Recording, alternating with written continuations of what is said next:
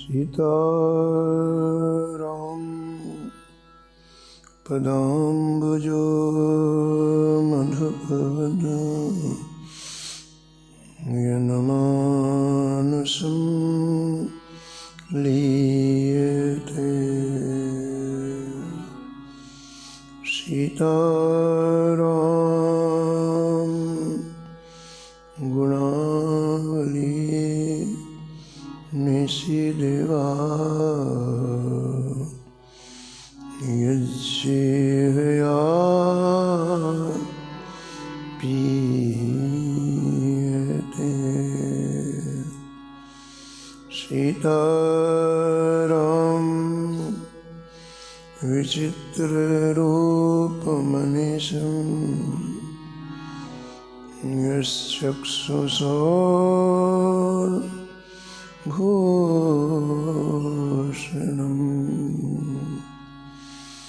सीताराम सुनाम धाम निरतम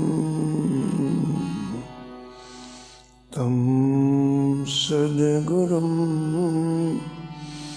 संभजे। नीलाम्बुज श्यामलकोमलांगं सीतासमारोपितवामभागं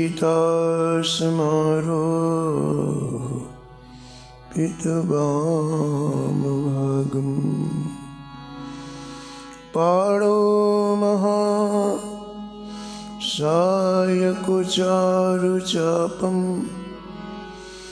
नमामि रामं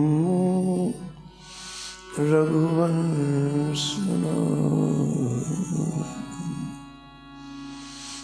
यत्र यत्र रघुनाथकीर्तनं तत्र तत्र कृतमस्तकाञ्जलिं वाष्पवारि परिपूर्णलोचनं मारुतिं नमत राक्षसान्तकम्। वाञ्छाकल्पतरुभ्यश्च कृपासिन्धुभ्यैव च पतितानां पावनेभ्यो श्रीवैष्णवेभ्यो नमो नमः। भक्त भक्ति भगवंत गुरु चतुर नाम बपुए को इनके पद वंदन किए नासत विघ्न अनेक। हरजुआय विराजिए कथा सुनहु इतिहास तुम श्रोताया मालुके तुम पद रज मम आग। तुम पीछे जो और हैं श्रोता हैं रस खान तिनके सकल मनोरथ पूरे वहु श्री भगवान।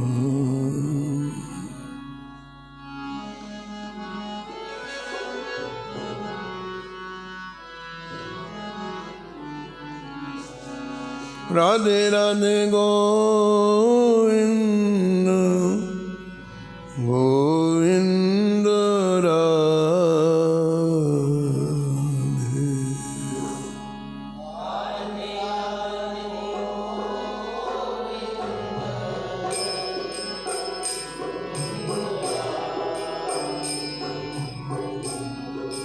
राधे राधे गोविंद गोविंद राधे।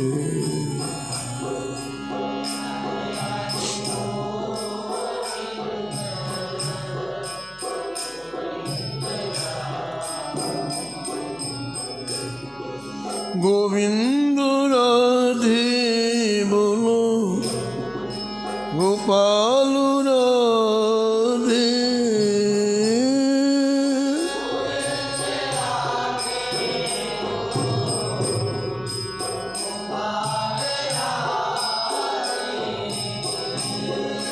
गोविंद राधे बोलो गोपाल राधे।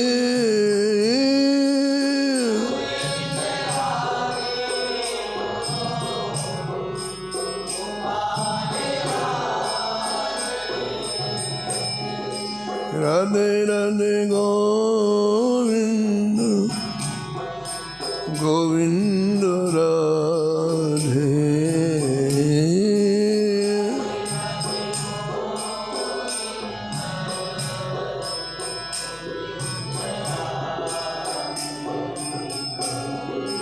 राधे राधे गोविंद गोविंद राधे।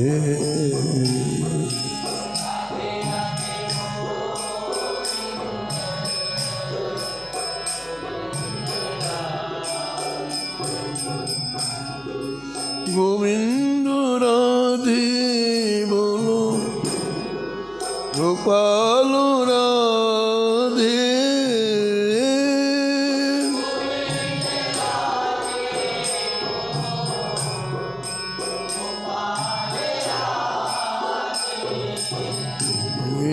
राधे राधे गोविंद गोविंद राधे।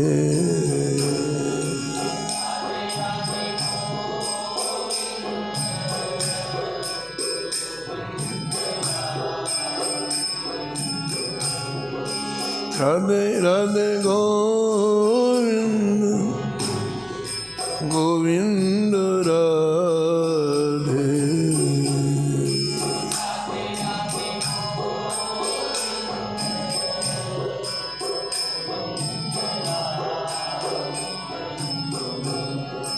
गोविंद राधे बोलो गोपाल राधे।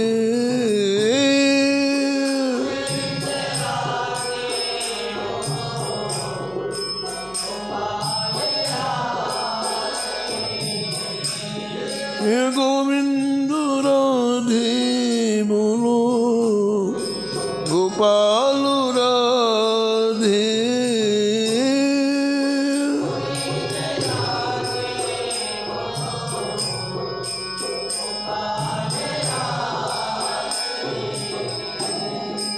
राधे राधे गोविंद गोविंद राधे।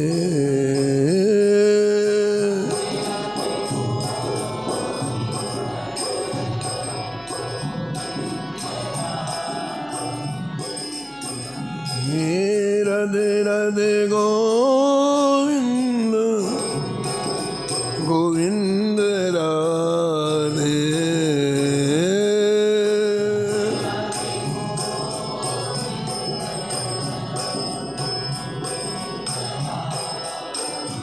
श्री जानकी वल्लभ लाल की।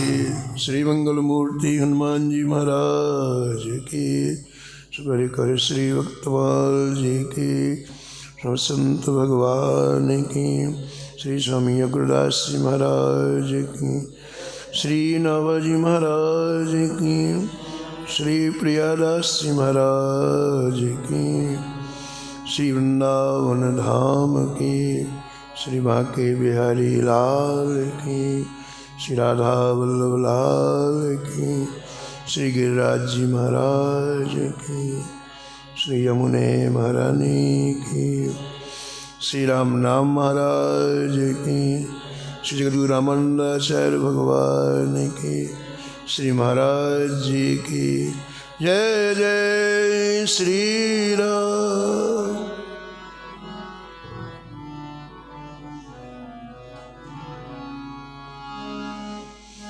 श्री रामानंद रघुनाथ जो द्वितीय से तू जग तरण कियो।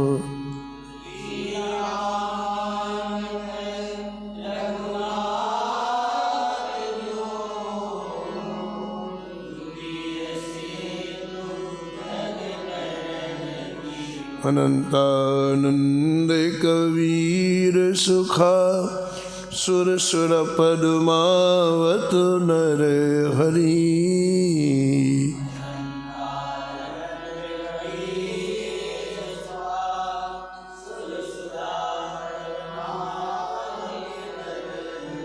पीपा भावानंद रैदास धना सेन सुर सुर की घर हरी।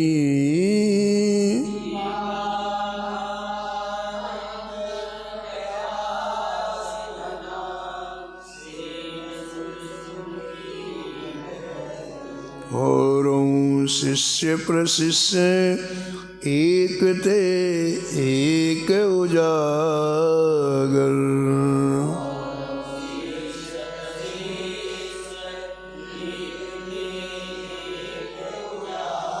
जगमंगल आधार भक्ति दस धा के आगर।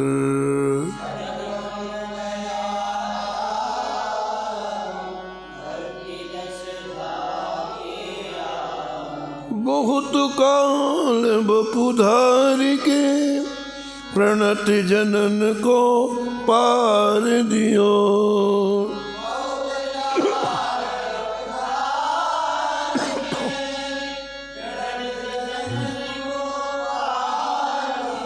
श्री रामानंद रघुनाथ जो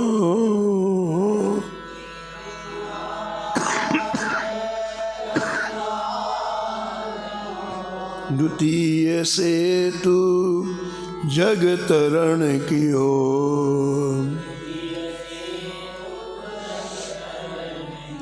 श्री रामानंद रघुनाथ जो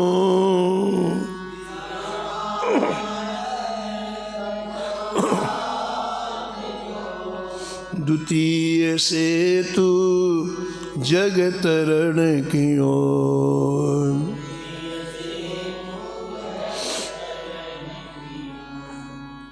प्रातः स्मरणीय परम वंदनीय श्री नाभाजी महाराज इस छप्पे में परम पूजनंत श्री भूषित जगतगुरु श्री रामानंदाचार्य भगवान का स्मरण किया है और निष्कर्ष के रूप में कहते हैं कि आप इस धराधाम में बहुत समय तक विराजमान होकर के अनंत अनंत जीवों का उपकार किया।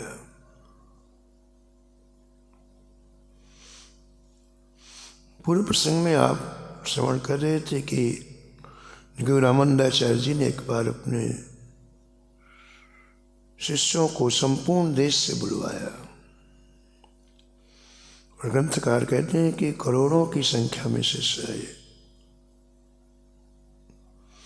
और आपने उन्हें उद्बोधन दिया कि जिस तत्व का तुमने रसास्वादन किया है अब वो संसार के जीवों को बांटो दो। अनेक अनेक जन्म से संसार के प्राणी दुखी हैं, कष्ट में हैं। उनका हृदय शोक से रहित हो, मोह से रहित हो, द्वेष से रहित हो, पाखंड से रहित हो। इसलिए आपको नगर नगर ग्राम ग्राम जा कर के इस भक्ति रसधारा को प्रवाहित करना है। लोगों के मन में ऐसी ऐसी द्वेष की गांठें पड़ जाती हैं, कई जन्मों तक पड़ी रहती हैं। पूज्य स्वामी अखंडानंद जी ने अपने संस्मरण में लिखा है कि हमारे परिवार में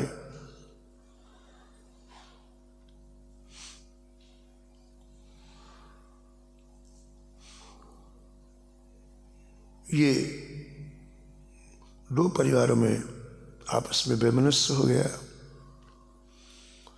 तो दोनों परिवार वालों ने आपस में सौगंध दिलाई कि पूर्वजों की सौगंध है कि तुम उनके यहाँ नहीं जाना, और लोग कहे कि तुम उनके यहाँ नहीं जाना। तो स्वामी अखंडानंद जी ने लिखा है कि 8 पीढ़ी तक ये बैर बना रहा। हम लोग उनके यहाँ नहीं जाते, वो लोग हमारे यहाँ नहीं जाते, खाने पीने नहीं आते, आना जाना नहीं होता। 8 पीढ़ी तक ये बैर बना रहा।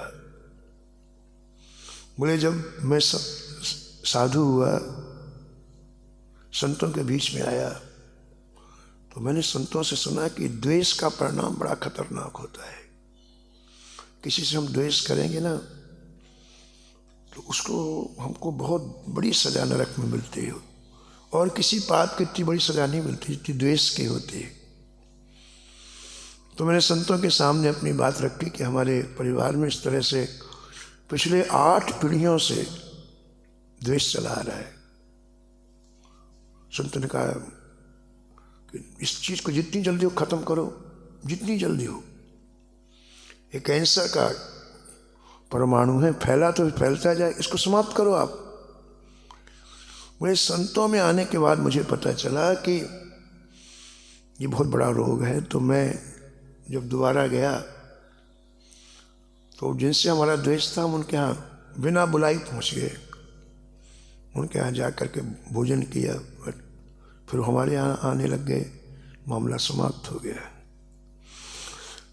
तो गुरु रामानंदाचार्य जी कहते हैं कि ये सारे जीव द्वेष की अग्नि में जल रहे हैं, क्रोध की अग्नि में जल रहे हैं, काम की अग्नि में जल रहे हैं, दम्भ की अग्नि में जल रहे हैं। इस आग को वहां जाके बुझाना है,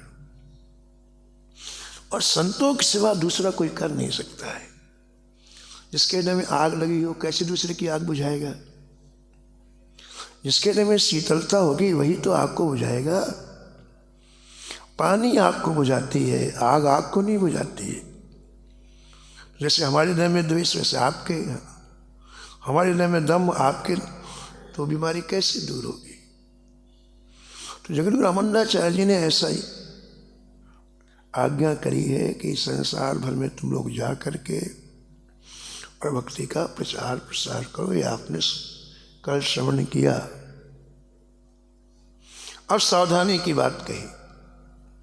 जैसे सांप झाड़ने वाले जो लोग होते हैं, किसी को सांप काट जाए, उनको आप बुलाओ तो सांप का विष उतारने के पहले वो एक काम करते हैं, अपने को सुरक्षित करते हैं, मंत्र के द्वारा अपने को सुरक्षित करते हैं। तब जिसको विष सांप ने काटा है उसको झाड़ते हैं।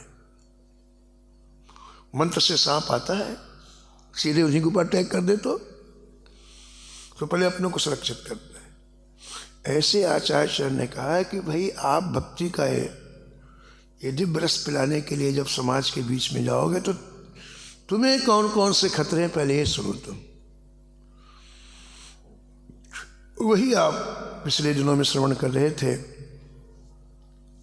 कि अच्छा काम है भक्ति का प्रचार करना, भजन का प्रचार करना, बहुत अच्छा काम है। लेकिन उसके साथ हमें जिन चीज़ों का खतरा है उससे सावधान रहना चाहिए। उसमें सबसे पहली बात आचार्य ने कही कि समाज के बीच में जाते सबसे पहले धन आएगा। लोग अपनी श्रद्धा भेंट करेंगे, धन आएगा। तो विचार करना कि ये धन हमारे लिए नहीं आया है। हम जिनका वेश धारण किए हुए हैं, जिनकी कथा कर रहे हैं, जिनका नाम ले रहे हैं, उनके लिए धन आया है। जिन संतों ने हमें यहाँ लगाया उन संतों के लिए धन आ रहा है। जिन ठाकुर जी का हम गुणगान कर रहे हैं उनके लिए धन आ रहा है। तो धन उसी में विनियोग करना, उसी में खर्च करना पहली सावधानी है। प्रचुर मात्रा में आए हुए धन का उपयोग यदि अपने शरीर में करोगे तो विलासी जीवन हो जाएगा, पतन हो जाएगा। ठाकुर की संपत्ति का यदि दुरुपयोग करोगे तो फिर तो निश्चित रूप से नरकी यातनाओं का शिकार बनना पड़ेगा। तो देखो, हम प्रचार प्रसार करने के लिए जाए भक्ति का और स्वयं का पतन हो जाए, इससे अत्यंत सावधान। गुरु वल्लभाचार्य जी के चरित्र में आया कि एक बार एक ऐसा समय आया, किसी ठाकुर जी के भोग लगाने के लिए कोई व्यवस्था नहीं थी। आता है संसार बदलने वाली परिस्थिति का नाम ही संसार है। एक शरीर की परिस्थिति किसी की नहीं रहती है। तो एक ऐसा समय आया कि कुछ भोग लगाने के लिए श्रीनाथ जी के लिए, ठाकुर जी के लिए कुछ नहीं था। अब भोग कैसे लगे? तो आपने क्या किया कि ठाकुर जी की जो चांदी के कटोरे थे, पात्र थे, उनको किसी दुकानदार के यहाँ बेचा।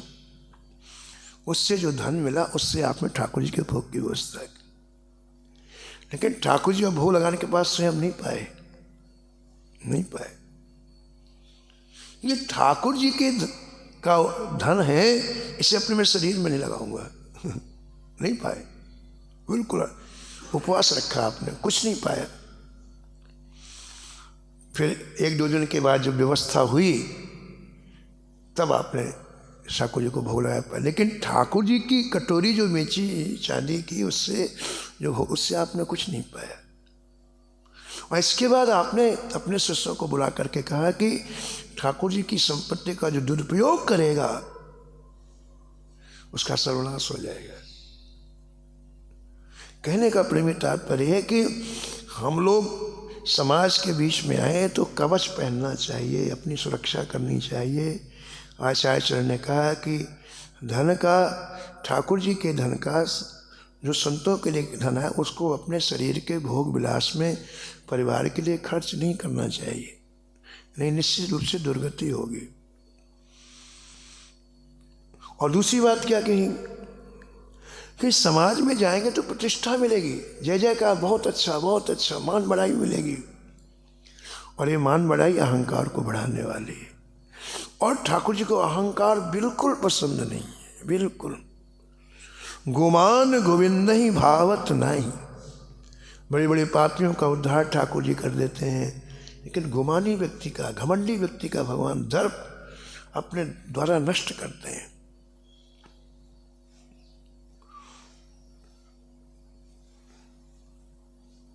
तो इस अहंकार से बचना चाहिए। मैं का प्रयोग नहीं करना चाहिए कि मैं ऐसा कर रहा हूँ, श्री ठाकुर जी कर रहे हैं। अगर ये भाव आ जाए तो अहंकार नहीं रहेगा। संतों के यहाँ देखो, आप बात करेंगे तो प्रत्येक बात में कहते हैं राम जी की इच्छा से ऐसा हो गया, राम जी की इच्छा, कहीं मैं ना आ जाए। ठाकुर जी की इच्छा से ऐसा हो, ये नहीं कहते कि मैंने किया है, कहीं मैं ना आ जाए। और तीसरी जो महत्वपूर्ण बात आचार्य चरण ने श्री रैदास और कबीर जी को बुला के कही, वो ये कही कि इस कलयुग में इस अहंकार से बचने के लिए बहुत से संत निम्न जाति में उत्पन्न हुए हैं, शूद्र जाति में उत्पन्न हुए। हमारे वृंदावन में कई संत वृक्ष बने हुए हैं, कई, और समय समय पर दर्शन भी देते हैं। वृंदावन और गिरिराज जी में कई संत वृक्ष बने हुए हैं और समय समय दर्शन देते हैं। उनसे पूछे, महाराज वृक्ष क्यों बने, मनुष्य शरीर छोड़ के वृक्ष क्यों बने? बोले, इस मनुष्य शरीर में कभी न कभी अहंकार आ ही जाता है, बड़ा गड़बड़ काम है, कभी न कभी अहंकार आ ही जाता है। वृक्ष बने रहेंगे तो अहंकार नहीं आएगा। और दूसरी बात, हम जहाँ खड़े रहते हैं वहाँ लोग जाते हैं आते हैं भगवान के प्रेमी, तो उनकी रज उड़ के हमारे ऊपर पड़ती है। वृक्ष बने से हमें उनकी रज का लाभ मिलता है, हम वृक्ष अच्छे। इस अहंकार से बचने के लिए कितने संत यहाँ वृंदावन की लताएं बने हैं, वृक्ष बने हैं। पूज्य पंडित जी के चरित्र में लिखा हुआ है, गिरिराज जी वाले पूज्य पंडित गया प्रसाद जी के चरित्र में लिखा हुआ है कि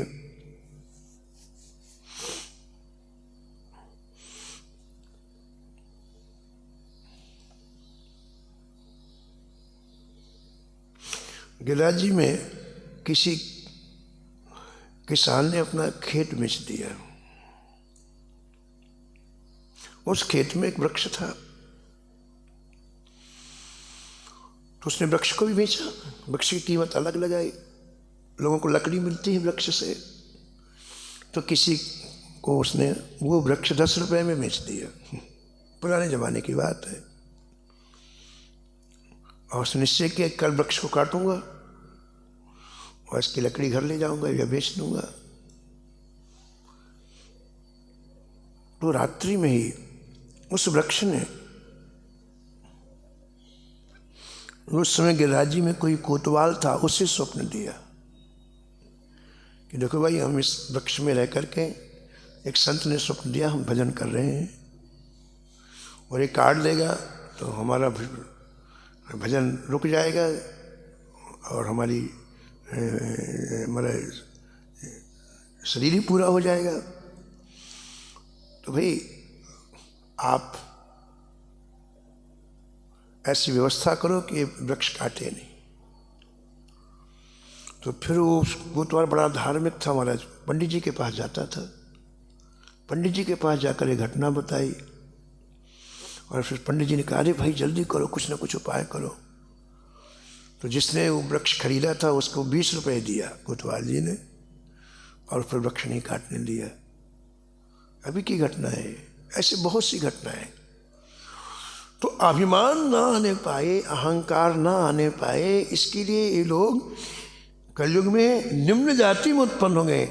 ऐसा लगे रामानंदाचार्य जी कह रहे मैं दिव्य दृष्टि से देख रहा हूँ, सामान्य दृष्टि से दिखाई नहीं पड़ेगा, इसके लिए दिव्य दृष्टि चाहिए। इसलिए रैदास जी को, कबीर जी को कहा कि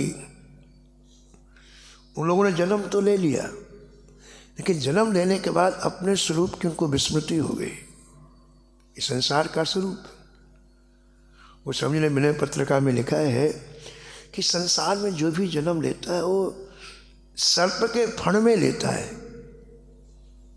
ये संसार सर्प का फण है और जैसे कोई जन्म लेता है तो ये सर्प डसता है और सर्प के डसते उसको नशा आ जाता है, बस सब कुछ भूल जाता है, पूर्व की सब बातें भूल जाता है। नशे में जैसे व्यक्ति रहता है ऐसे रहता हो। तो किसी ने पूछा कि बाबा फिर उसका उपाय क्या है? जब हर व्यक्ति संसार में पैदा होता है और इस सर्प डस लेता है और नशे में उसका पूरा जीवन जाता है, तो इसका उपाय क्या है? तो गोस्वामी जी का एक उपाय है, जो सर्प डसता है ना उसके सिर पर एक मणि होती है और मणि से उससे बड़ा प्रेम होता है सर्प को, काले सर्प को मणि से बड़ा प्रेम होता है। अगर उस सर्प की आप मणि ले लो किसी तरह, तो सर्प उस मणि के वियोग में फन पटक पटक के मर जाता है, फिर उसको काटने की याद ही नहीं रहेगी। स्वयं का दुख इतना बड़ा हो जाएगा कि फिर उसे काटने की याद नहीं रहेगी और तुम सुरक्षित हो जाओगे। राम नाम महामणि फणी जग जाल रे,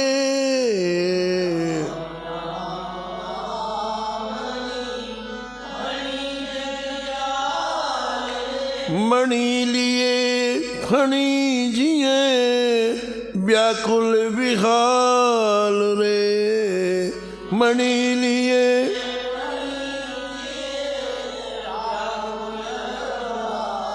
व्याकुल विहाल रे, व्याकुल विहाल रे।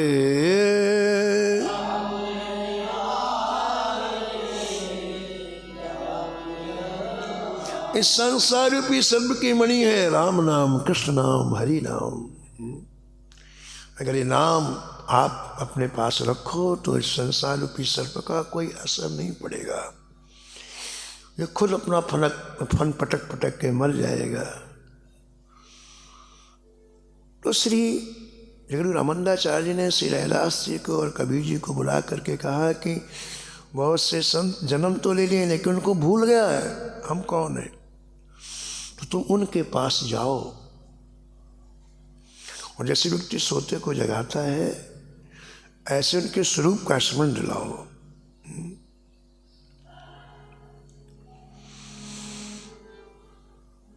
और चौथी बात कही गुरु रामानंदाचार्य जी ने, किसी जाति का हो, किसी वर्ण का हो, सबको राम नाम का रस पिलाओ।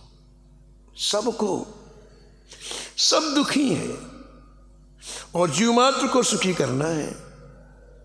तो एक ऐसी औषधि है जो सबको लाभ करती है। इसमें कोई नियम नहीं है, इसमें कोई बंधन नहीं है।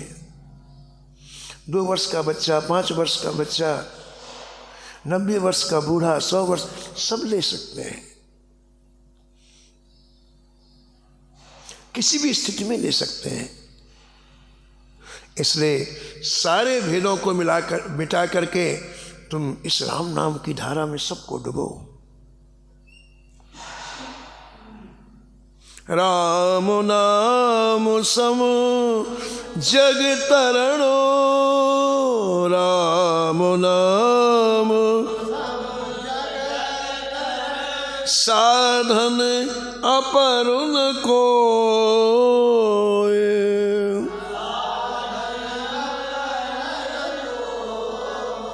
नीच ऊंच कर भेद नहीं,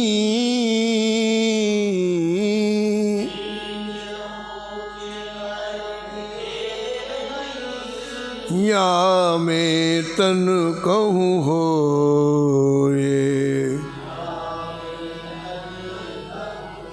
सब कहाँ सम अधिकार जगो,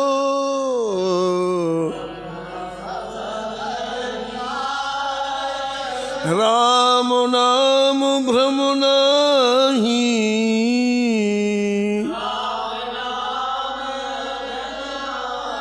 ताते करो प्रचार तुम,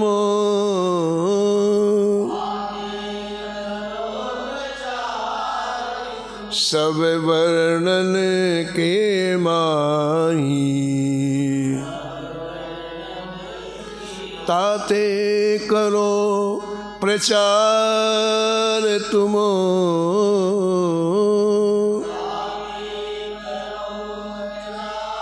सब वर्णन के माही,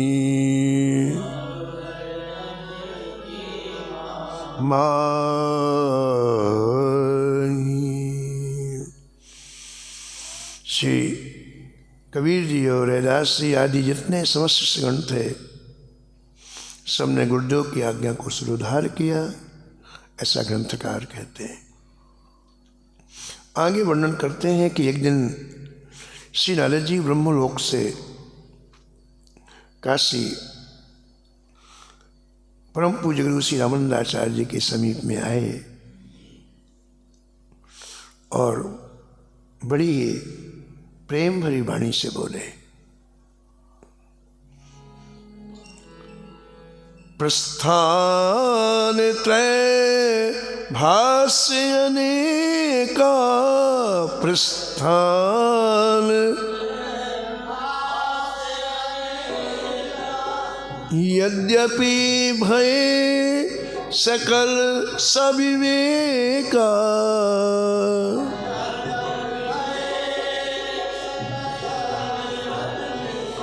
हाँ तदपि मोहि संतोष न आवा,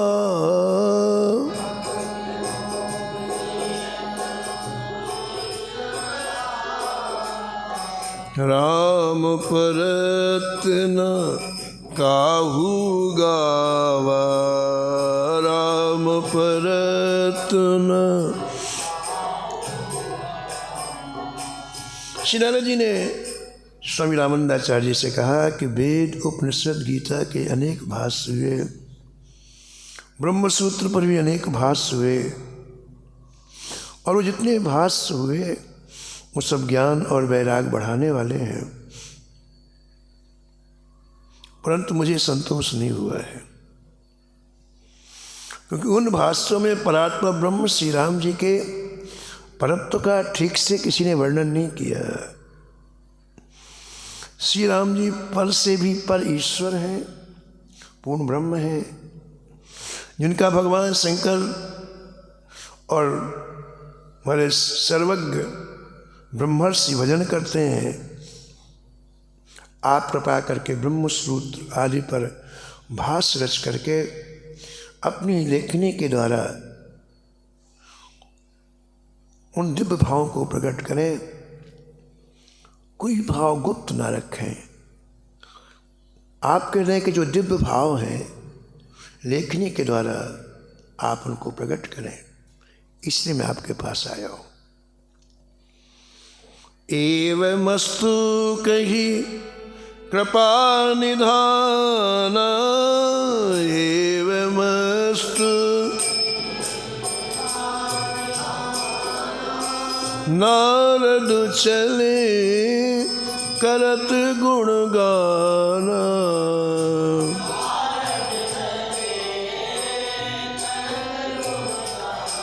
हाँ एवमस्तु कह कृपा निधान, एवमस्तु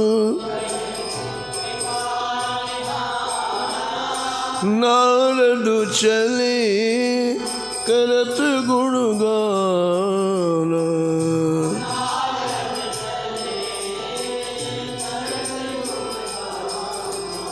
नारद जी की प्रार्थना सुनकर के गुरु रामदास आचार्य जी ने कहा ऐसा ही होगा।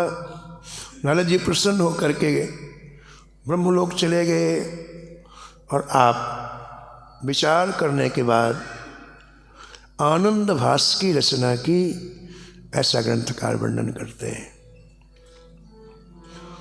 आनंद भास में क्या लिखा आपने?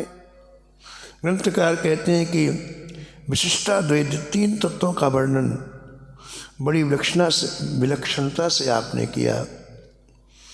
यह अमृत बरसाने वाला भाष्य है, यह ज्ञान का प्रकाश देने वाला भाष्य है।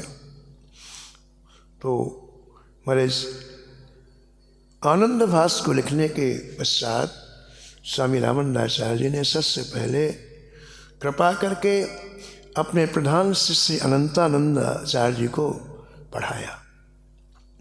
इसके बाद परंपरा आगे निकल पड़ी और इस भाष्य का, आनंद भाष्य का प्रचार प्रसार होने लगा। उस भाष्य को देख करके विद्वान बड़े प्रसन्न हुए, लेकिन कुछ लोग जिनके अंदर द्वेष था उनको इस भाष्य को देख के जलन भी होने लग गई। ग्रंथकार वर्णन करते हैं कि एक बार काशी में विद्वानों की बहुत बड़ी सभा हुई और उस सम्मेलन में देश देश के विद्वान एकत्रित हुए और संयोग की बात है कि सूर्य ग्रहण का समय था, बहुत समय के लिए सूर्य ग्रहण था। इसलिए उस सभा में संपूर्ण देश के लोग सूर्य ग्रहण के कारण काशी में आए थे और काशी में आकर के सभा एकत्रित की और उस सभा में हमारे विचार विमर्श हुआ।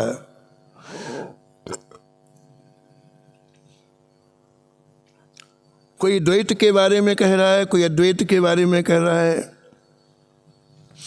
कोई शुद्धाद्वैत के बारे में कह रहा है, कोई द्वैताद्वैत के बारे में कह रहा है और बहुत से सन्यासी जड़वाद के बारे में कह रहे हैं।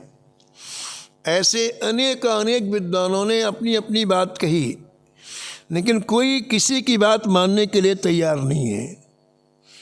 और सभा में जब कोई किसी की बात नहीं मानता तो वाद विवाद हो जाता है। सभी बोलने लग जाएं तो सुनेगा कौन? सब अपनी अपनी बात, अपने अपने वाद का तो निरूपण करने लग गए, लेकिन परिणाम क्या हुआ कि विवाद हो गया। वाद से विवाद उत्पन्न होता है, आपस में लोग कहा सुनी हो गई। तब लोगों ने कहा अब क्या करना चाहिए। तब लोगों के मन में आया कि भाई इस समय काशी में गुरु रामानंदाचार्य जी विराजमान हैं, हम लोग उनके चरणों में चलें और चल करके अपनी बात रखें और वो जैसा निर्णय करें हम लोग उसको माने। तो सभी लोग चल करके पंचगंगा घाट आए, ऐसा ग्रंथकार वर्णन करते हैं। आचार्य कर दर्शन पाई, आचार्य कर निरखु नयन चकचौंधी छाई, निरख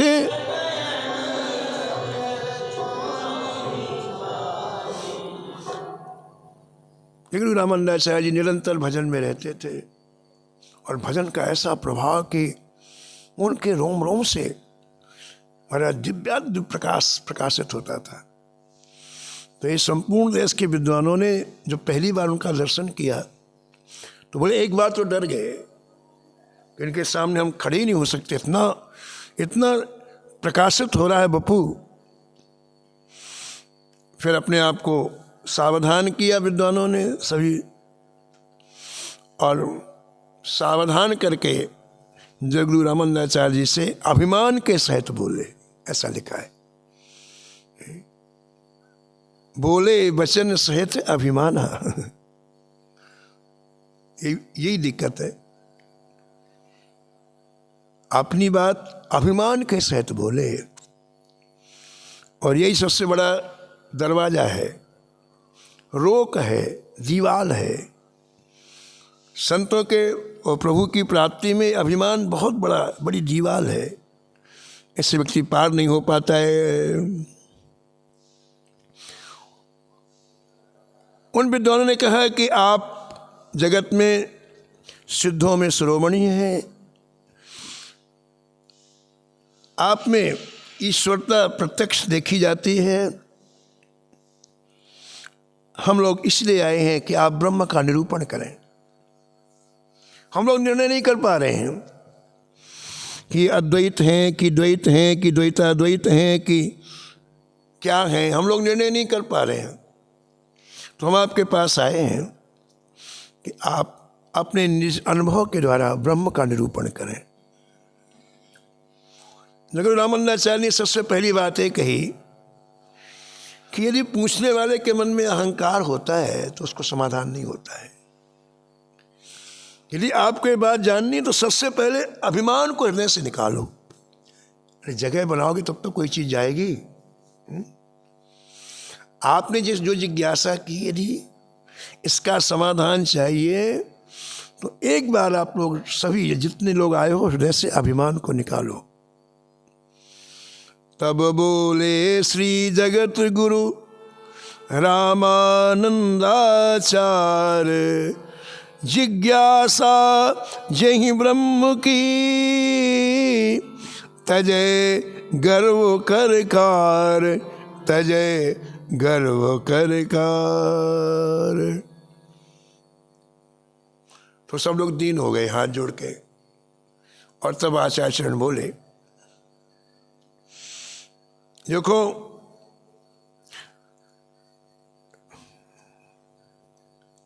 अनेक तरह के भाष्यों में विद्वानों ने अनेक तरह की बातें कही हैं। अपने अपने सिद्धांत का निरूपण सभी विद्वानों ने किया है भाष्य में।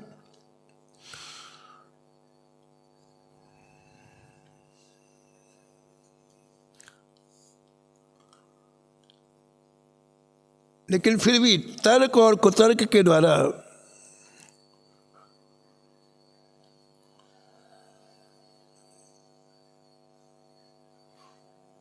उन भाष्यों के प्रति कई तरह की बातें कही गई हैं।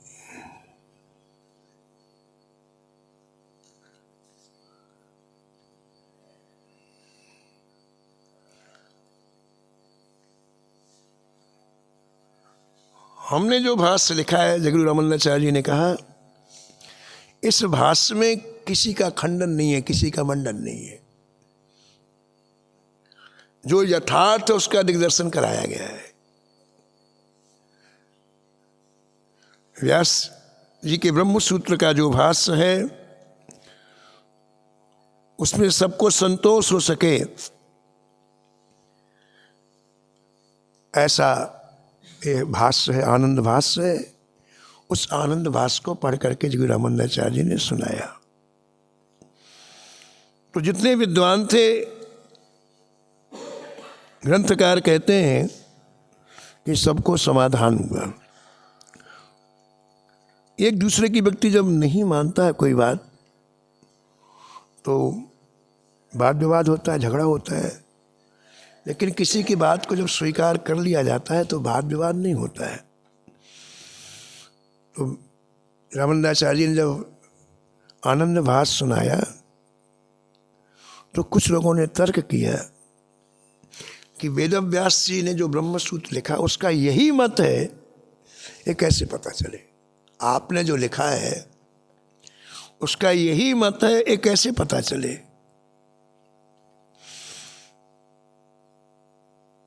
जगुराम रामानंदाचार्य जी ने कहा कि ठीक है, आपको यदि वेदव्यास जी का मत जानना है तो उसके लिए भी विकल्प है। ऐसा कह करके जगुराम रामानंदाचार्य जी ने आंख बंद की और वेदव्यास जी का आवाहन किया। वहीं सभा में, बहुत बड़ी सभा थी। तब आचार्य मन मुस्काए, तब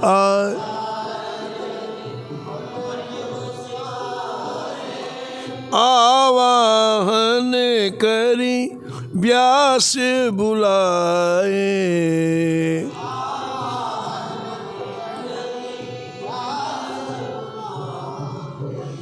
ब्रह्मसूत्र करता श्री व्यासा, ब्रह्मसूत्र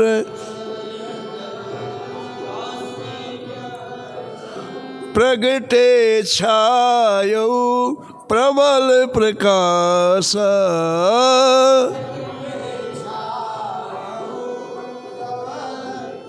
श्री वेदव्यास जी महाराज प्रकट हो गए और प्रकट होकर के महाराज जब वो प्रकट है तो ऐसा दिव्य प्रकाश पूरे परिसर में, इतना तीव्र, इतना तेज प्रकाश चारों तरफ से प्रकट हो गया। ऐसा लगा कि इस तेज को हम सहन कर पाएंगे, नहीं सहन कर पाएंगे। तो जितने विद्वान थे सब खड़े हुए और वेदव्यास महर्षि की जय जयकार बोलने लग गए और अपना जीवन सफल माना कि देखो, इस कलयुग में हमने वेदव्यास जी महाराज का दर्शन कर लिया। सबके हृदय प्रफुल्लित हो गए, सबकी आंखें हमारे गीली हो गई आंसुओं से। उसमें कोई कुछ बात नहीं कर रहा था, केवल वेदव्यास जी का दर्शन कर रहे थे सब लोग। तो वेदव्यास जी ने देखा कि जितने यहाँ विद्वान आए हैं, पंडित आए हैं, सब हाथ जोड़े अभिमान रहित खड़े हुए हैं। तो आपने कल्प वृक्षों के फलों के समान अत्यंत मधुर वाणी बोले, प्रिय वाणी बोले। वेदव्यास जी बोले कि वेदों का सार ब्रह्मसूत्र रचकर मैंने अपने शिष्यों को प्रदान किया और मेरे शिष्यों ने अनेकों भाष्य लिखे, एक दो नहीं, अनेकों भाष्य लिखे। अब यहाँ एक प्रश्न हुआ कि उन्होंने अनेकों भाष्य क्यों लिखे? तो कहते हैं कि अपनी अपनी रुचि होती है, हर व्यक्ति की अपनी अपनी रुचि होती है। अब फिर प्रश्न होता है कि रुचि कैसे होती है? हम लोग यहाँ समझो 50 लोग बैठे हैं, तो 50 लोगों की रुचि अलग अलग है। भले एक जगह बैठे हैं, भले एक परिवार में रहते हैं, लेकिन सबकी जगह रुचि अलग अलग है। ये रुचि अलग अलग क्यों होती है? जैसे किसी की रुचि भगवान श्री राम में होती है, किसी की कृष्ण की होती है, किसी में शंकर जी की होती है, किसी में देवी जी की होती है। ऐसी क्यों होती है? तो वेदव्यास जी कहते हैं कि रुचि पूर्व जन्म के कर्मों के संस्कार वश होती है। पिछले जन्म में हमने जैसा जीवन जिया है, शरीर तो चला गया, संस्कार हमारे चित्त में है। अब अभी जो जीवन जी रहे हैं अपन, ये शरीर चला जाएगा, लेकिन संस्कार हमारे चित्त में साथ में जाएंगे। हमने यदि सात्विक जीवन जिया है तो सात्विक संस्कार जाएंगे, हमने राजसिक जीवन जिया है तो राजसिक संस्कार जाएंगे, हमने तामसिक जीवन जिया तो तामसिक। इससे कोई नहीं रोक सकता है।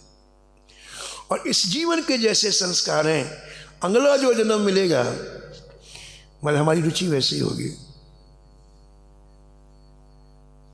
तो पूर्व जन्म के संस्कार के अनुसार मतलब उसको उसी तरह का स्वभाव हो जाता है, उसी तरह की बुद्धि हो जाती है, और उसी तरह वो साधना करता है, उसी तरह की वो आराधना करता है। इसीलिए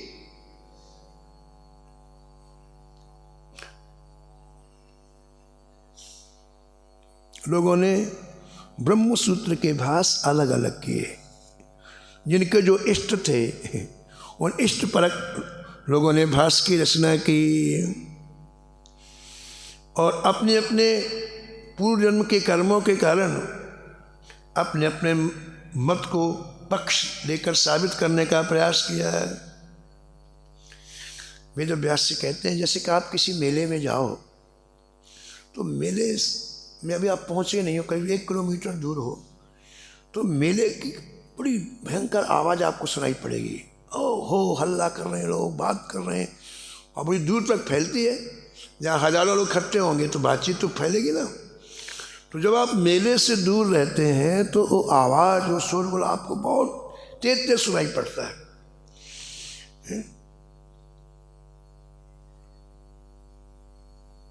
लेकिन जब मेले में पहुंच गए तो आवाज़ सुनाई नहीं पड़ती, दूर आवाज़ सुनाई पड़ती है। लेकिन जैसे आप मेले में अंदर चले जाएंगे तो वो जोर जोर के शब्द सुनाई नहीं पड़ते हैं। ऐसी तर्क और विचारों के द्वारा जब तक तर्क और वितर्क अपने मन में रहते हैं, यानी हो हल्ला होता है, तब तक ब्रह्म का अनुभव नहीं होता है। और जब उसका अनुभव नहीं होता है तो जो तर्क की बात कही जाती है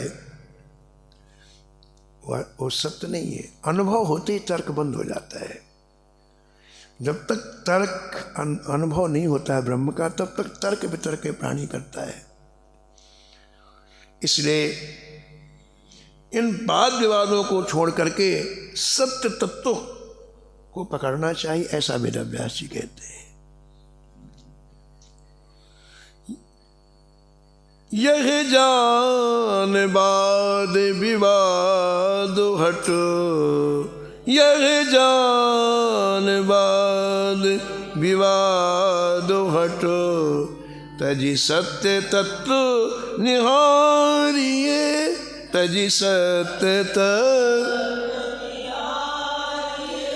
मुक्तिद परात्पर राम प्रभु, मुक्तिद परात्पर पद कंज निज उरधारिये, पद कंज निज उरधारिये, पद कंज निज उरधारिये। वेद व्यास जी कहते हैं कि पूर्व जन्म में जो ईश्वर भजन करता है, भगवान का भजन करता है, तो ये जन्म लेते ही भगवान के चरण कमल में उसका अनुराग हो जाता है। बचपन से ही, छोटी आयु से। ये पूर्व जन्म के संस्कार। कई लोगों को आपने देखा होगा छोटी आयु में पूरी तरह से निमग्न हो जाते हो, संसार का कोई आकर्षण उनके जीवन में रहता है, संसार की कोई बात उनके मन में टिकती ही नहीं है। कितने लोग ऐसे हैं प्रारंभिक अवस्था से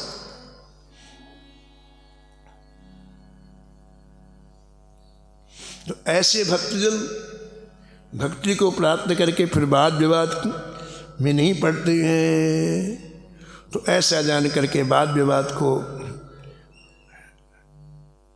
हृदय से अलग करना चाहिए और सत्य तत्व का प्रत्यक्ष दर्शन करना चाहिए। जो मुक्ति दाता है, दिव्य धाम दाता है, ऐसे श्री राम जी के चरण कमलों को हृदय में धारण करना चाहिए। ऐसा वेद व्यास जी ने प्रत्यक्ष प्रकट होकर के विद्वानों की सभा में कहा। और आगे की बात कही, आचार्य रामानंद आचार्य राम आनंद भास रचो सुहावनो रचो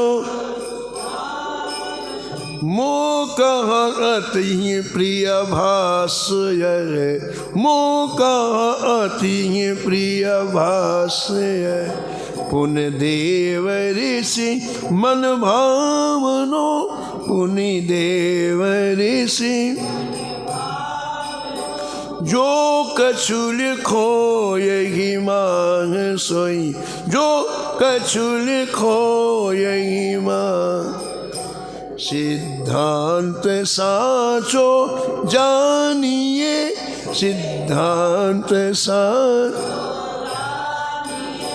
वाद विवाद विरुद्ध युद्ध वाद विवाद विरुद्ध युद्ध विहाय इति पहचानिए विहाय इति। श्री वेदव्यास जी ने विद्वानों की सभा में कहा कि आचार्य रामानंदाचार्य जी ने जो ब्रह्मसूत्र रूप आनंद भाष्य लिखा है वह मुझे बहुत प्रिय लगा है और साथ ही श्री नारद जी को भी बहुत प्रिय लगा है क्योंकि श्री नारद जी ने ही लिखवाया है ये आनंद भाष्य। इसमें जो भी कुछ लिखा है उस सिद्धांत को सत्य मान करके वाद विवाद को छोड़ करके लड़ाई को छोड़ करके आप वास्तविकता को ग्रहण करो। श्री व्यास जी के इस अमृत में सुंदर भाषण को सुन करके सभी विद्वान आनंदित तो हो उठे और हाथ जोड़ करके श्री वेदव्यास जी की बहुत बहुत स्तुति की और इसके बाद जय जयकार किया। बोलो वेदव्यास जी महाराज की।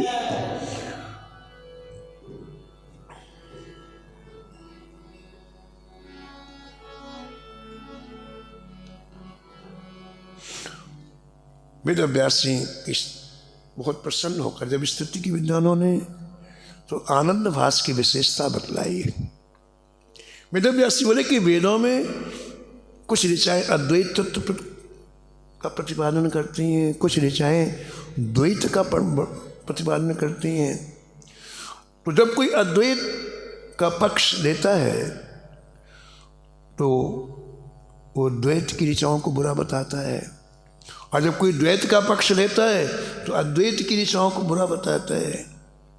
परंतु ये जो ग्रंथ है आनंद भाष्य विशिष्ट, इसमें विशिष्टाद्वैत का वर्णन किया गया है जिसको पढ़ के सबको प्रसन्नता हो जाती है। इसमें विशिष्टाद्वैत में क्या है, कहते हैं तीन तत्व हैं ब्रह्म जी और माया। इन तीनों तत्वों का द्वैत अद्वैत दोनों का विरोध न करके समन्वय कर दिया गया है। न तो द्वैत का खंडन किया गया न अद्वैत का खंडन किया गया है। इसमें क्या किया, समन्वय किया, उसी का नाम हुआ विशिष्टाद्वैत। व्यास जी का ये वचन सुन करके बहुत आनंद आया सभी विद्वानों को और महाराज लोगों ने अब जय जयकार करते श्री रामानंदाचार्य जी महाराज की जय जय की। बोलो स्वामी रामानंदाचार्य जी महाराज की। उस सभा से वेदव्यास जी क्षण मात्र में अंतर्ध्यान हो गए और महाराज सभी विद्वान पंडित श्री रामानंदाचार्य जी की चरण सुन में जा करके वंदन करके अपने अपने स्थानों को चले गए। हम लोग भी कथा को यहीं विराम देते हैं। शेष कथा आप कल श्रवण करें।